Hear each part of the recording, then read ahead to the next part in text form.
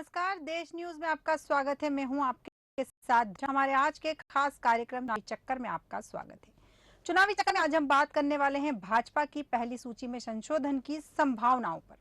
भाजपा की पहली सूची जारी हो चुकी है, जिसमें 39 प्रत्याशियों के नाम की घोषणा की जा चुकी है। चर्चा है कि भाजपा की दूसरी लिस्ट भी जल्द आने वाली है। देश न्यूज ने कांग्रेस की पहली और भाजपा की दूसरी संभावित सूची की घोषणा कर दी है।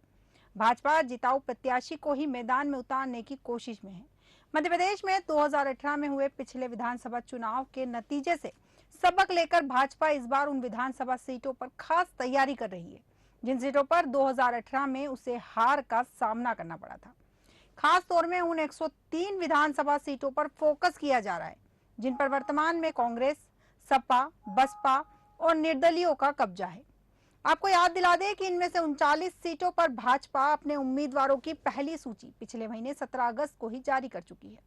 बताया जा रहा है कि विपक्षी दलों के कब्जे वाली बची हुई 64 सीटों पर बुधवार को होने वाली भाजपा की केंद्रीय चुनाव समिति की बैठक में अंतिम मुहर लगाई जाएगी।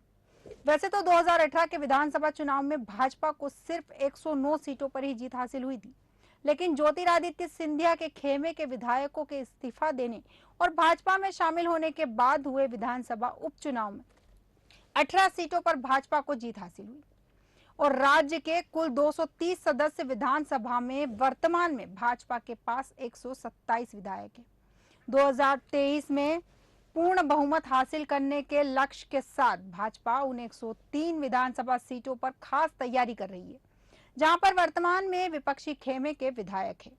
मध्य प्रदेश की 103 आकांक्षी यानी 2018 में हारी सीटों में से भाजपा ने 39 प्रत्याशियों की घोषणा कर मैदान मारने का आगाज तो कर दिया, लेकिन अधिकांश प्रत्याशियों के विरोध ने पार्टी की चिंता बढ़ा दी है। जिस तरह से प्रत्याशियों का विरोध हो रहा है, उससे पार्टी को बड़ा डैमेज होने की आशंका जताई जा रही है। ऐसे में पार्टी के रणनीतिकार इस बात पर मंथन कर रहे हैं कि जिन क्षेत्रों में प्रत्याशियों का सबसे अधिक विरोध हो रहा है, उनको बदल दिया जाए। इस तरह संभावना जताई जा रही है कि करीब दर्जन भर सीटों पर प्रत्याशियों को बदला जा सकता है। मध्य प्रदेश में भाजपा ने 17 अगस्त को 39 उम्मीदवारों की पहली सूची जारी की थी। तब कहा गया था कि यह मास्टर स्ट्रोक है। इससे हारी हुई सीटों पर पार्टी के उम्मीदवारों को तैयारी करने का वक्त मिलेगा। इन सीटों पर हार को जीत में तब्दील किया जा सकता है। इस विषय पर और विस्तृत चर्चा के लिए और विस्तृत जानकारी के लिए हमारे साथ हमारे एडिटर सूरज पाठक जी जुड़ चुके हैं। सूरज जी नमस्कार, देश न्यूज में आपका स्वागत है। जी धन्यवाद धर्मिष्ठा। जी सूरज जी, मेरा सवाल है कि जिस तरह से भाजपा ने 39 सीटों पर प्रत्याशी घोषित करके मैदान मारने की कोशिश की थी, लेकिन ये कहीं ना कहीं पार्टी के लिए मुसीबत का सबब बन गया है। इस पे आप क्या कहना चाहेंगे? सही, आपने आप जो कह रहे हैं कि मैदान मारने की कोशिश की थी, लेकिन कहीं ना कहीं ये सेल्फ गोल का प्रयास लग रहा है कि सेल्फ गोल ना हो गया, क्योंकि जिस तरह से मध्य प्रदेश में कांग्रेस भारतीय जनता पार्टी ने पहले 39 प्रत्याशियों की सूची जारी की, 12 नए चेहरे थे, जबकि पिछले चुनाव में हारे हुए 50% चेहरों पर दांव लगाया। और यहाँ एक और बात थी कि 70-72 साल का जो आंकड़ा उन्होंने फिट किया था, तो चंदेरी से 75 साल के जगन्नाथ सिंह रघुवंशी को मौका दिया, चाचौड़ा से प्रियंका मीणा को टिकट दिया था। उनके पति जो हैं वो भारतीय राजस्व सेवा अधिकारी हैं और दिल्ली में पदस्थ हैं। हालांकि पार्टी में हाशिए पर धकेल दिए गए नेताओं ने पार्टी पर भरोसा जताया था, पार्टी ने भी उन पर भरोसा जताया। 14 उन नेताओं को टिकट दिए गए जो पिछली बार हार गए थे। पिछले चुनाव में बगावत करके अपनी ताकत दिखाने वाले राजकुमार मेव को महेश्वर से टिकट दिया गया है। और जैसा कि पहले भी चर्चा हुई है कि इस लिस्ट में 3 नेता पुत्रों को भी टिकट दिया गया था। और जैसा कि आपने कहा कि ये जो चीज है कि पार्टी ने जल्दबाजी की है और अब वहां विरोध प्रदर्शन हो रहा है, तो इसमें बहुत सारी चीजें हैं। यदि हम बात करें कि इंदौर के राव से मधु वर्मा को फिर से मैदान में उतारा है, भोपाल मध्य से ध्रुव नारायण सिंह और भोपाल उत्तर से पूर्व महापौर आलोक शर्मा को मैदान में उतारा है, जबलपुर पूर्व से अंचल सोनकर पर भरोसा जताया है, भिंड के गौहद से पार्टी के अनुसूचित जाति मोर्चा के राष्ट्रीय अध्यक्ष पूर्व मंत्री लाल सिंह आर्य को टिकट दिया गया। लेकिन जहां 39 में से 16 जगह पर 16 विधानसभा सीट पर विरोध प्रदर्शन हो रहा है, तो पार्टी को लग रहा है कि ये एक तरह से अच्छा भी था कि यदि चुनाव से एन पहले यदि इस तरह का विरोध सामने आता तो पार्टी उसको कैसे झेल पाती। बिल्कुल। तो पार्टी को कहीं सूरज जी, मैं बीच में टोकना चाहूंगी। जैसा कि पार्टी ने सोचा था कि प्रत्याशियों को तैयारी करने का समय मिल जाएगा, ये सोचकर 39 उम्मीदवारों की सूची जारी की गई थी।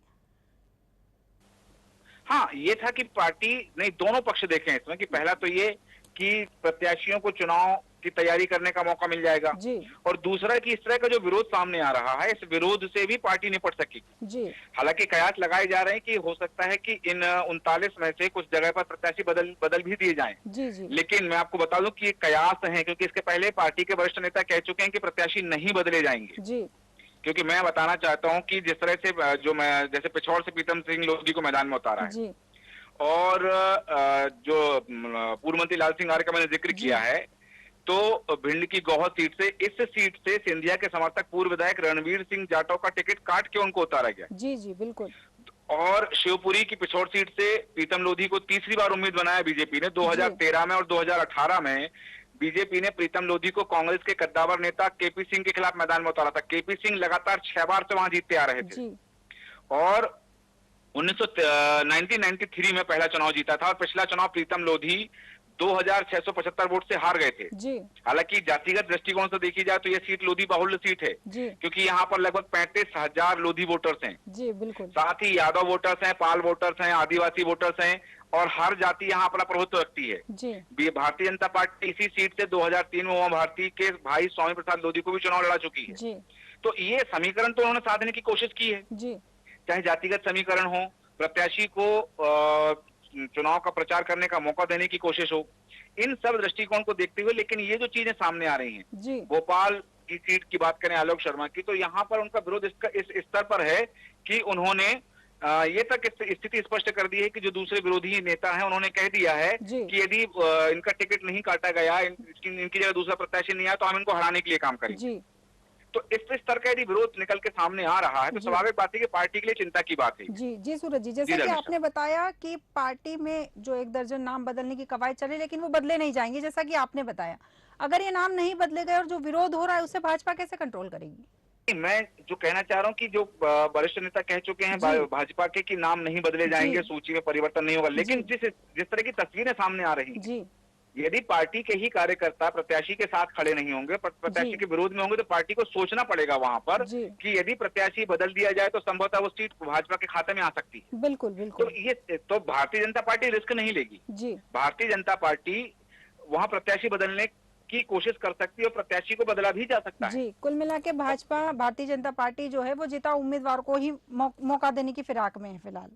तो स्पष्ट रूप से यही बात है कि वो जिताऊ उम्मीदवार को ही वहां लाना चाह रहे हैं, लेकिन वो जिताऊ उम्मीदवार के समीकरण क्या है, उसकी परिभाषा क्या है? जी, क्योंकि भारतीय जनता पार्टी ने एक प्रयोग किया जी, और यह प्रयोग भारतीय जनता पार्टी के लिए कितना मुफीद है, कितना सटीक बैठने वाला है, तो ये चीजें वहां जरूर देखने लायक होंगी। रणवीर जाटव को जैसे मैंने जिक्र किया है, और भारतीय जनता पार्टी ने लखन पटेल की हार की जो बात कही, क्योंकि रामकृष्ण कुसमरिया रामकृष्ण कुसमरिया, ये बात कर रहा हूं मैं पथरिया सीट की, जहां से बसपा की प्रत्याशी रामबाई चुनाव जीत गई थी, बिल्कुल, और लखन पटेल दमोह की पथरिया विधानसभा सीट से चुनाव हार गए थे। लेकिन चुनाव हारने के बाद भी लखन पटेल क्षेत्र में सक्रिय रहे जी, तो उनकी सक्रियता के चलते वहां पर उनको टिकट दिया गया जी।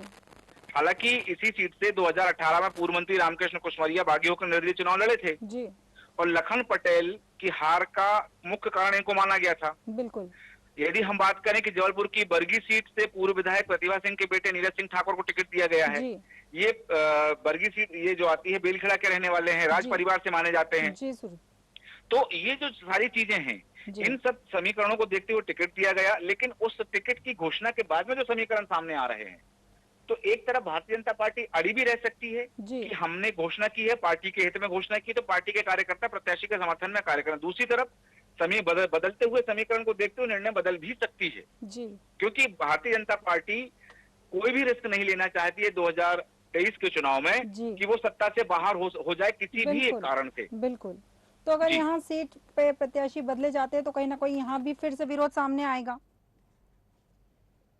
कि यदि जो नया प्रत्याशी आएगा जी, क्योंकि ये बात केवल इन 39 सीटों की नहीं है, ये बात पूरी 230 विधानसभा सीटों की जी।